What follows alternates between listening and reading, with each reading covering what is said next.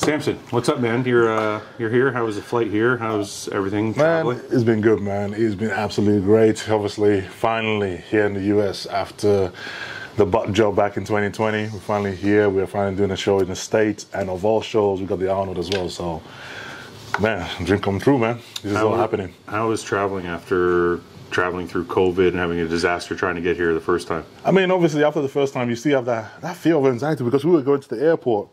And it was like the first time we've tried coming to the US since obviously 2020 where we got refused entry. So we had this anxiety heading to the airport like, okay, have we got everything we need? Have we got all, the test, everything all checked out? We're like, yeah, okay. And we get there, we go into the check-in desk and everything else, and you kind of cross your finger and I don't want any more drama. And you just sailed through, everything was smooth, and we were kind of like, okay, we're going now. There's no stopping. So it really was like that, You can't help it. You knew everything was fine, but you still had that feeling of just make sure it's actually everything is going to happen this time. Did you have to get anything extra for getting over here, like PCR or quarantine or anything? I mean, obviously you have to be double vaccinated if you're coming to the States, and then PCR test has to be 24 hours before you fly. So the Saturday night before we flew out on Sunday morning, we had to literally run to the airport, actually have the test done, get proven, and have it literally everything done within 24 hours before you get allowed to fly. So we knew that. We knew that months ago. So we were all planning all this like for a long time. So we're like, okay, we knew what we had to do. So as soon as we did that, we kind of flew through. We're like, yeah, okay, we're definitely going. How long have you been with Hostile now? Been a year and a half? About 2 years now. It'll be 2 years in May. Will it? Yes, officially. Is it? No, actually. September. It'll be 2 years in September. Right. Because that was when we were in Korea. Yes. How much bigger have you grown this year? Because me and Samson have never met. Nah.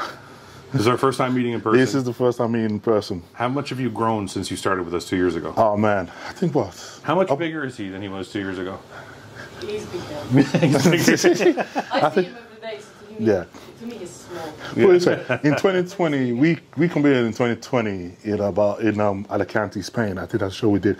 I think we were just touching 220 at 260 at a time. Yeah. And now we come into the show at 280.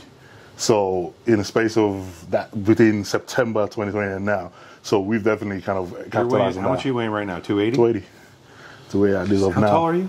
I'm 6 foot. Or 5'11", depending on what shoes I'm wearing at the time. But so checking with Milos and we kind of fit in, and he's like, honestly incredible that you weigh 280 and you still maintain the shape that you maintain. And this is the thing where we kind of like we know, for all the chance that we're trying to put on mass, we know our main strength is our shape. Yeah, is the lines, is that the minute you lose that, it's like you're right. That's it. So we know that. Everything we put on here has to be real mass. It has to be real tissue. It has to be. And people go, oh yeah, but you ain't looking big enough. I'm like, yeah, because we're not putting on junk. We actually put on things we use. So, and for us, where we've always grown, we don't have like a glaring part that will just blow out. Everything, we always grow seamlessly everywhere. So we always stay symmetrical. So if my arms grow, my shoulders going to grow. If my chest grows, this has to grow. Everything has to kind of look symmetrical. And this is what we kind of capitalize on and say, look, that is your strong point, is that shape. And you have to maintain that. The minute you lose that. So everybody says that, right? Like everybody who tries to get bigger, who has nice shape, including myself, as I was coming up, tries to maintain that, keep their shape, keep their waist. How do you put on 20 pounds of muscle? I know you wanted to do, but how did you do it while maintaining your waist and maintaining your shape overall? A lot of work. Like the way you train, the style you train, the way you. What I noticed the most is the diet we are on. Okay. Where in the past, I kind of, because I got really high metabolism and I go through calories very rapidly. We thought it was the idea of, okay, we got to eat a lot of junk food to supplement that, to make up calories in the difference. And what we've learned is, for me, I got to eat clean food, but I got to eat a lot of it. And by doing that, I don't have any digestive. I mean, people are like, I'm like, I don't have digestive. I've never had digestive. So no matter what I eat, I can go through it. My waistline, even in the off season, gut is always still. I still got abs. Everything's still staying. And we just kind of noticed that the cleaner the food I eat, it just means I got to eat a lot of it. But the cleaner the food I can eat, the more I can put on real muscle and not just blow out and then lose that line and lose that structure of it. And it just seems to all work. And obviously, the style of training we do, I train very similar to you. It's like, very high intensity, high volume in that. And it just works for us. And, now, with Milos and everything else, he's just showing him how to capitalize on that even more and how to push the boundaries, and he's absolutely been great. You know, it's funny, when I met you, I had you on the podcast the first time. Yeah. And I said, how are you getting, and you were eating pizza, and you were and I remember asking you, I'm like, doesn't that affect your stomach? You're like, no, it doesn't affect me at all. And it seems like from then to now, you're totally different strategy. Oh yeah. I mean, we've learned that one. I mean, last year we probably learned to the best in terms of how to really carb up, you know. Yeah. Because we sort of noticed, I mean, I was talking with my partner, like, when we carb up with pizza and junk and stuff like that, we're full for a brief period the next day, but then 2 posing rounds and automatically I flatten off, and he's just like, oh, what's happening? You don't stay full. But then when we carb up with clean food and a lot of it, that fullness seems to stay, and it seems to be fresher, and you seem to hold less water on it. And you used to look drier and full and everything. And we look and go, actually, now we see the difference. And now it's like, okay, this is the way we go. These are the mistakes we used to make. Well, we'll come up on stage and they'll be like, just that condition is just a tad not there. And we always seem to be like, oh, he's close, but he's not there yet. Yeah. And now, from last year, we learned that, like, okay, this is the things we're missing. This is the things we haven't done in the past. So now when you're doing it, I mean, last year with the shows we did, as soon as, I mean, I did the whole prep, and the whole time we're doing it, we're going, man, you don't flatten off at all, do you? You can go crazy. And you just seem to always look round fresh in there. I was like, yeah, because, you know, we've kind of learned these things by trial and error. Yeah. And now obviously having another mind to actually show us through it and say, look, this is something you need to try, it's really work. When you are in the off season, are you still doing vacuums? Are you still doing abs? Are you still doing So do you think that plays a big part in keeping your stomach? I know. Because what happens obviously is I don't train abs, but I do a lot of vacuum. Yeah. I do obviously all that core work to kind of keep that midsection as small as possible. And, you know, you get some times where we look at it and when we put on a lot of mass and we're getting over 300 pounds, Mr. will look and go, you know, you're looking a bit distended. And he's like, okay, you know, start practicing more into it. But we're trying to keep that structure and that shape even in the off season to not ever look like, okay, because even in the off season, you can take your clothes on and look and go, man, that's a bodybuilder. That's what you're supposed to look like. You're not supposed to, you know, as a body, take your clothes off in off season and look sloppy and go, ooh, I don't know, he doesn't look great. You know, and this is what, you know, you have to sort of control that, because if you can look that controlled and that put together in the off season, it only comes in when you actually prep. It only, you know, reflects on that. See, I think people in the off, this is the interesting thing, is I think a lot of guys, their stomachs get blown out in the off season. Yeah. And then they think it's okay because once they start dieting, it's going to go away. Yeah. And it does, but what I noticed, it's like every year it gets a little bit thicker. It would go back to a little more. Yeah. It would be a little more and a little more. And so you would always lose that belly that you had in the off season, but never like if you didn't have it in the first place. Yeah, and that is very true. And, you know, for us, it's always like, because we always look at it and go, look, your midsection is one of those things that is such a high point to your physique. It's such a thing that puts your physique together.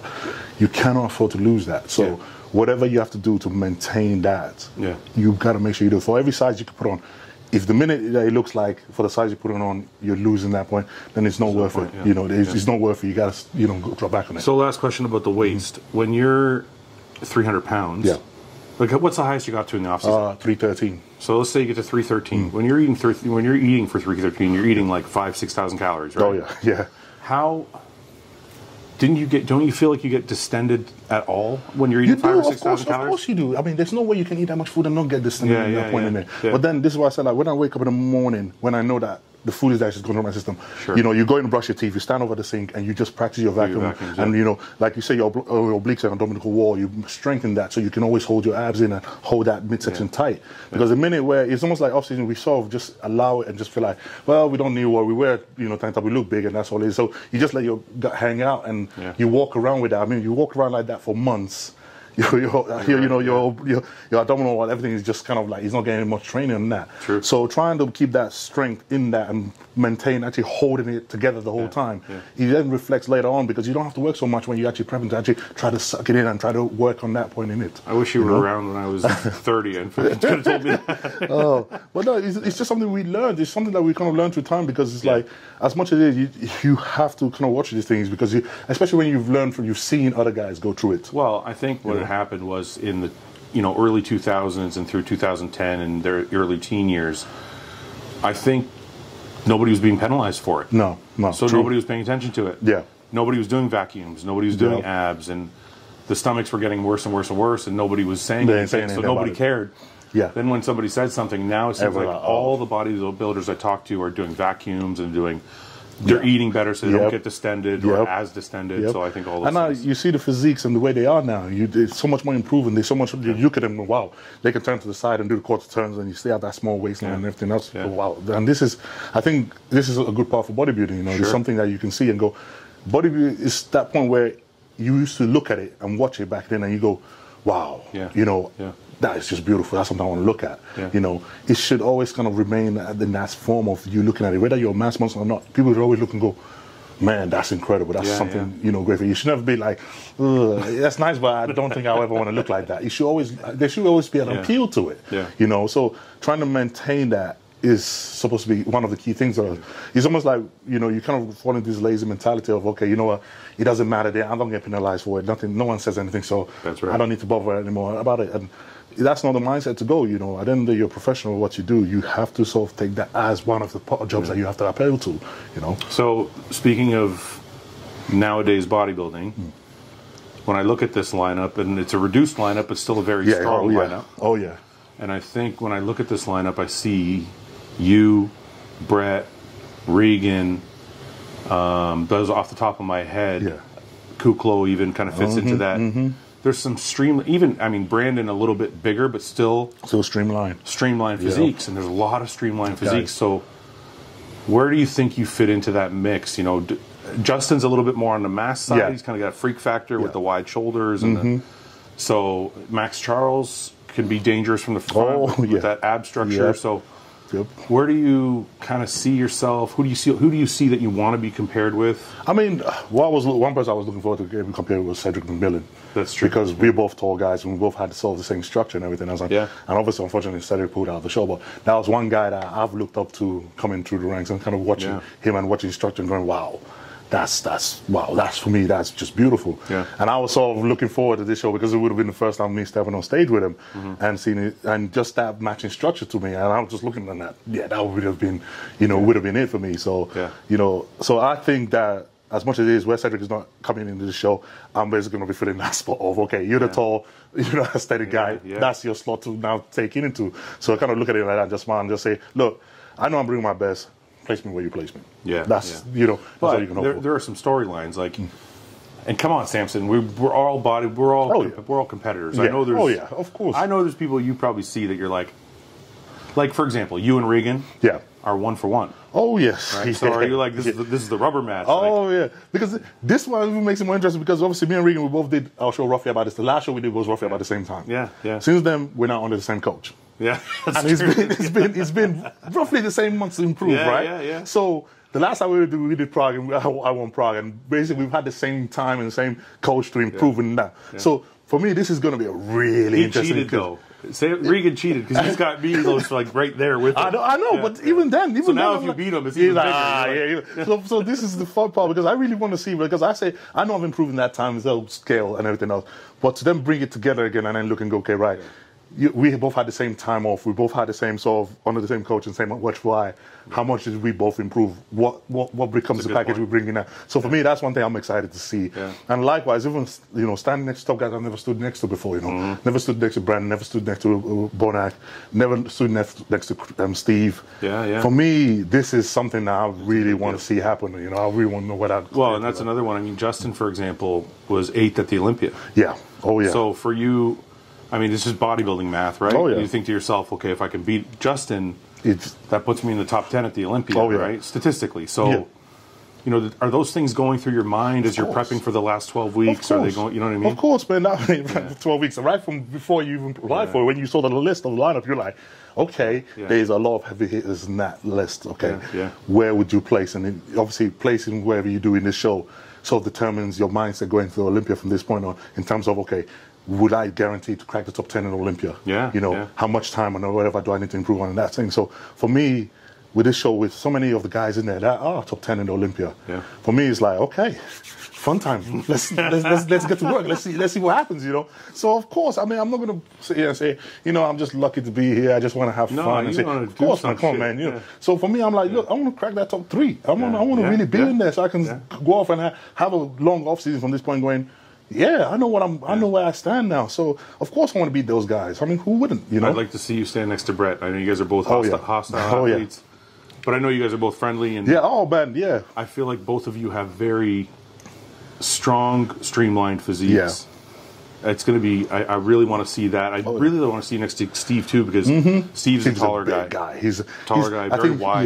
You know. Yeah. And this is for me. This is what makes this lineup so interesting, because there's so many guys I haven't stood next to before, and it'll be the first chance for me to actually stand by myself and see actually how do you actually compare to those guys. You know, how much bigger, how much thicker, how much condition, how much more lines, what do you have, and what does he look like standing next to those guys? So for me, this is a big show where I feel like I got pretty much nothing to lose, but a lot to gain from actually stepping back from point that's to point. That's a really good point, because if you, let's say you win, you take second, you take third, and you beat a host of people, one, it helps you because you're like, okay, now I know where I stand in the world of bodybuilding. Exactly. But even if you don't, you're like, okay, now I still know where I stand. Where I stand in the world of bodybuilding. Yeah, now I have to go 8 months to prepare for the Olympics. Now I know what I got to do. And this is one thing, people say, oh, why did you do Arnold? You should have taken the months off and whatever. I thought that, by the way. But the thing is, I saw it as an opportunity, because I could have gone all year and thinking, okay, I got to get bigger, I got to get this, I got to get this.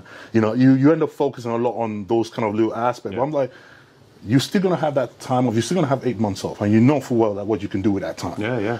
Arnold is something you've always wanted to do. If it was any year that you could do the Arnold and the Olympia in the same year, this was the perfect time, because they're so far apart that it's literally the perfect time to actually get into it. Yeah. And not only that, the guys that you get to stand with now are going to be the same guys you can stand with at Olympia. That's right. So get your testing, see where he is, get your knocks basically. Yeah. Have a look, and then you have months to step back and go, okay, right, when I stood next to these dudes, this is what I was missing. Sure. This is what I have, this is what I have.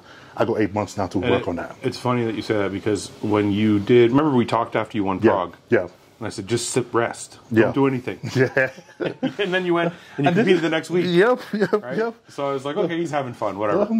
And then when you jumped into Arnold, I'm like, what time is this? This guy loves to compete. Of course I do. Have fun, right? Of course. But what I was going to say is, as the time has passed and as you explain it now, I'm like, you know what?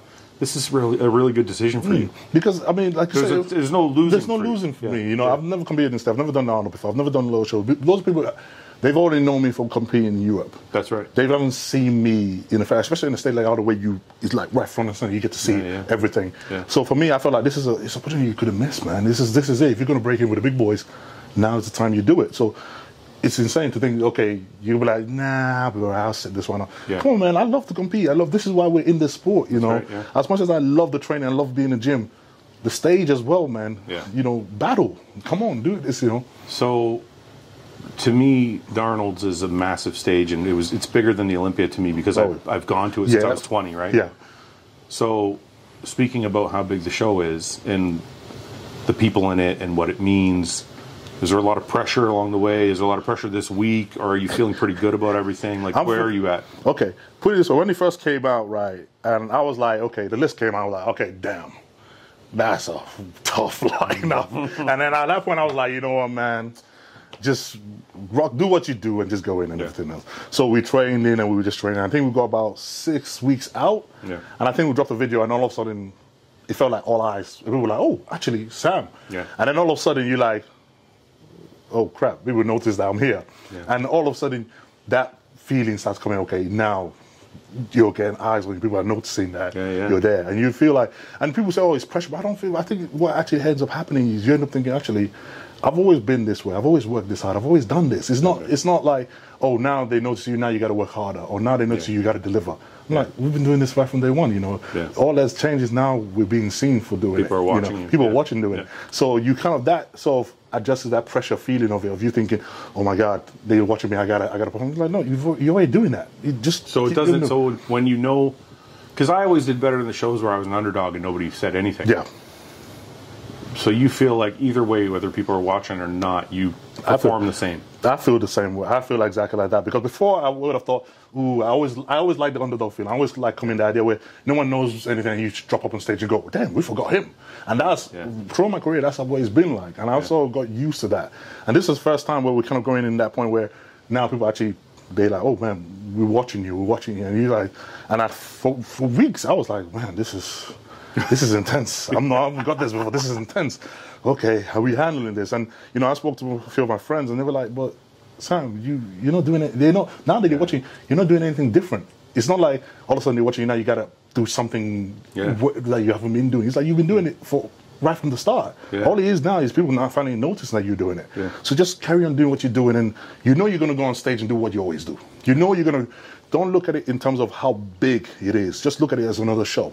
Yeah. Because we know it's big, but just look at it as another show and focus on it as another show. If you can do that, you always deliver what you do. Yeah. And then that'll be it, you know. John used to say that to me when people would start prepping. They're like, oh, I'm prepping. And they would get, their mind would switch gears. And John would always say to me, what's the difference? Yeah. All you're doing is changing the food a little bit, but you're still eating and training every day. Mm-hmm. And I could never really grasp that myself, but it's true. You're not doing anything different. It's just you're eating and training every day. So if you're able to get that, then that's for sure a feather in your cap. Yeah, and you know, and it's exciting, man. It's exciting because as much as it is, you know that it's Arnold, it's a big show, but you're looking at it going, man, you know, if I've worked so hard to get to this point, and finally you're getting picked to actually do a show where you will get a chance for you to shine and show your best, and you look at it and go, look, this is time that I feel like, I want to step up. I'm not going to take it for granted. I'm not going to be like, well, we sort of deserve this fight. No, this is time you got to step up and show there's a reason why, you know, you've been there. There's a reason why you've worked this hard. There's a reason why you got this point. So step up and actually deliver on that, and let them see it, you know. There is an emphasis on posing at the Arnold. Yes. But what I've learned, and I didn't know this, is the emphasis on posing is not as much in the artistry of posing, but your physique while you pose. Which still could be in your benefit, because if you can present properly, then you make your physique look that much better. Yeah, you know, and this kind of, I mean, obviously when the Arnold came out, it came into the thoughts of what routine we wanted to do in Arnold. Yeah. Because we actually really stopped and looked at it. We looked at the previous years of obviously when they started judging about a few years ago and everything else, and looked at how they scored it. And first you think, okay, is it just entertainment value? Okay, the more entertaining the routine is. Yeah. But last year it showed us that, no, they judge it as a physique round. So he was like, okay, I could come in and do a very entertaining physique, entertaining posing routine. Everybody was like, oh, that was entertaining and great. But then if you're not contracting and it's displaying well enough, the judges, he doesn't fall in that way. It might be entertaining for the crowd, but it won't be. The judge might be like, yeah, but, you know, we didn't see your physique. So we kind of thought about, okay, we want something to capture both. Something that would literally, it will be entertaining, but at the same time, we get to see your physique and you get to see your display at your finest. So the routine we planned for it was literally based off that notion. And, you know, it's going to be something that is like, okay, it's different. I know nobody's ever tried that before. Okay. But at the same time, I'm excited to do it. And I'm like, yo, for me, it's a homage to a lot of guys I looked up to coming into the bodybuilding. Nobody's ever done this before. No. Well, now you got me wondering, what's he going to do? We've seen a handstand. We've seen no. You see, but then this is the kind of thing that I say, like, they're entertaining, but you can't judge a physique from that angle. You can't, you know, doing something like that doesn't kind of pull it. So you have to sort of find the borderline between, okay, entertaining, but yet still bodybuilding, presentation, still kind of adapts to that. So, you know, we thought of routine, we practice, just to get this moment. And I said, Arnold is one show they really emphasize on posing, they really judge it. So you're like, how long did you practice, and how long does it take you to put together your routine? Putting it together is normally the quick part. Yeah. You know, in the weekend I'll probably just, look, I know what I'm doing. And then practicing is literally, okay, every morning, day after day. The closer to the show, the more frequent you practice it. So how long were those stages, though? Man, I mean... Like because I know what I used to do is, like, I would run through a song. Yeah. Figure out the poses, and then I kind of have the choreography in place. Yeah. That would take me 2 or 3 days. Yeah. Right, then I would practice it for, I usually didn't practice because whatever. Yeah. But if I was, it would be 3 or 4 weeks. So where are you in that spectrum? So at this point, like, because it's the same exact thing with me, we put a routine. Things I knew years ago what I wanted to do if I ever got a chance to compete at Olympia or Arnold. I had this idea of, okay, one day this is an idea of what I want to do. So when the Arnold came out, I spoke to my missus about it. I said, look, I got this idea. What do you think about it? And she was like, actually, you know, put the song together and let's have a look. And we listened to her. She was like, yeah. I'm dying to know what it is now. You know, you do it. Well, we turn off the camera. You know, she's like, yeah, I think that would work. Do it. And then we were like, it took me a few hours to put the music together because I really had to get it right. And I had to really kind of mix it up to get it right. And then we were like, okay, we got that point. Okay, now to practice it. Now, okay, I'll give you guys a hint. The posing moves I'm doing in this one is not mine. Okay. So That's most of it I'm dropping in there. Okay, so that's how much of it. So you give everybody accurate. Everybody's like wondering what the hell. Yeah, but it's not mine. So if I was posing just to my pose, I would just do what I do. I mean, it comes natural. Yeah. But when you have to pose like someone else. So you're literally paying homage to someone. So you're copying the routine. Okay, okay. So when you have to do that, all of a sudden it's like, you have to do it perfectly. I have an idea what you're doing now. I got it. Okay. You have to do it perfectly. You can't improvise. You have to be perfect. That's right. Yeah. So that calls for a lot more practice because normally when I do my posing routine, I know for whether if I cock up halfway through the routine, I will improvise. Nobody will tell the difference. But when you know that, okay, you have to put more. So this time we have to put a lot more emphasis into it. Sure. You know, we have to practice more often. And now where this one we literally practice every evening after sleep. Okay. You know you got to practice. Come on. I'm really excited. And it's like, let's do it. Let's do it. Yeah, that's you know, great. so I'm on. And the funny enough, the guys that they actually at the show. So that'll be interesting to see. So let me ask you though, because I think about this myself, because I used to like to pose on stage. Yeah. I like to do the routines, and I always felt like it would be cooler if they judged that round on the artistry of it. And not just the physique. Or both at least. Both parts about it. Yeah, do you feel like you're missing out on the chance to really present your artistry? Yeah, I mean the thing is with me and the way I see posing is like as much as it's being judged, I see it for the audience. Yeah. Because it's a show for them. That's right. You know? That's right. The judges judge you when you're posing, they do the mandatories, they do so many other things, they judge you all through that time. Yeah, good when point. it comes time for you to do a routine, it's not, I mean, as much as it's not for the judges. It's That's true. It's for those people that pay extra money to see these guys on stage and display their physique. So when you look at it for like that, you tend to take away like, look, the judges get the time where they judge you. This time is for the people that paid money to come see us. Yeah. Do a show for them, you know. I mean, you're still doing a show. You're still doing a show, but it just, I guess there would be poses that you might put into your routine if it was just artistry versus presentation. Oh yeah, you know. So, and you know, this is where, I mean, obviously other shows where they don't get judged and everything else, you go nuts, you know. Do whatever for the fans, whatever. Yeah. But this one, you sort of have to now skate the fine line between, okay, you got to be artist, you got to be artistry, you got to have the artistry in it, but you can't go so far because then it might go against you in terms of the presentation part, you know. So you have to find that fine line in it. And I think that's what we try to make sure that we put together in this routine and put together in this posing aspect of it, and just try to hopefully we nail it. The pressure doesn't make me make a mistake on stage and look like absolute cluster. I'll be like, oh no. But hopefully we nail it, and you know, it goes well. All right. So I'm not going to keep you long because I know you're 2 days out. Yeah. Just really quick. So you're 280.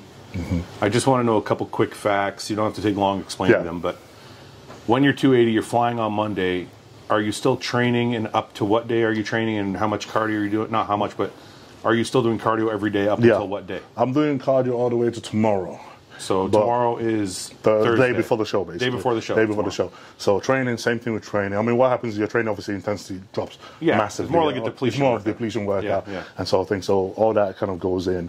And but everything still stays there because we feel like, obviously, you know the whole idea of peak weekend, people do the most crazy stuff. If you've been doing this week after week in prep, why change it the final weeks for sure? So this is the whole same mentality we have in now, is all you're doing is you're basically scaling the workout down so you let the food actually fill you back in. But you're still training, you're still doing the cardio you've been doing all week, so your body it's not a big shock, and your body knows how to react to those things. Sure. So the cardio that you're going to do tomorrow, though, will be probably like 20 minutes just walking. A lot lighter cardio, a lot more less thing. You know, give your body a chance to recover and now kind of get that rest part into it. But at the same time, you still want the food that especially now when you're carving up, you want that food to still be going through your system, or else, you know, you end up this point where you eat a lot of food and it just sits in your stomach the whole time, and you're like, I'm not doing enough. I'm just laying there, not doing enough moving around the system. So actually, let me ask you this: do you retain any water on the flight?